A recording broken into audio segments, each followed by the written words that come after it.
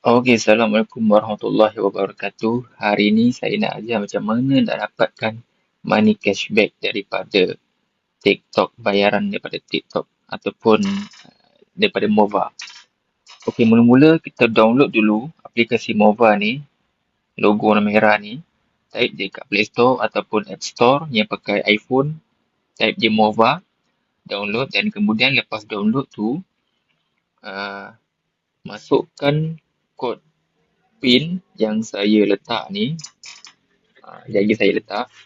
Lepas tu masukkan kod itu ke dalam yang dia akan tulis satu kolom tu.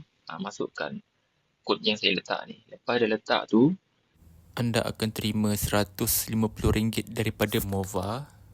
and then selepas itu, cara untuk mendapatkan money cashback dia, pergi dekat aplikasi TikTok ke ataupun Lazada ke Shopee tu kalau kita nak beli barang. Okey. Lepas tu kita buka kat TikTok.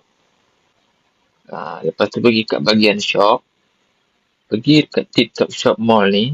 Belah kanan tepi ni kan, TikTok Shop Mall. Okey, lepas tu contohlah kita nak beli barang mesin basuh. Beli peti ais lah beli peti ais. Kita tekan buy. Okey. Kita jangan buy dulu Kita jangan buy dulu. Kita pergi dulu dekat anak panah belah atas, belah kanan ni, sebelah troli ni. Kita tekan. Lepas tu kita copy link. Lepas tu kita keluar balik. Pergi dekat Mova. Okey, link yang tadi tu kita dah copy kan. Dia akan auto paste link tu tadi dan dia akan cari berapa harga commission cashback. Inilah dia. Anggaran money cashback RM323.77.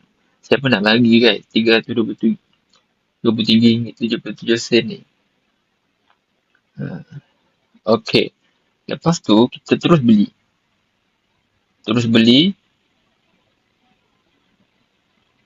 Okey.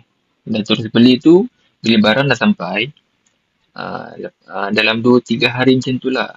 Duit commission money cashback tu kita akan dapat masuk ke dalam akaun Mova. RM378.92. Macam tu sahaja guys.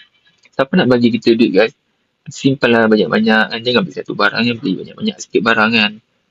Kita simpan sikit-sikit. Kita buat macam tabung. Macam tu lah. Lama-lama jadi bukit. Jadi banyak.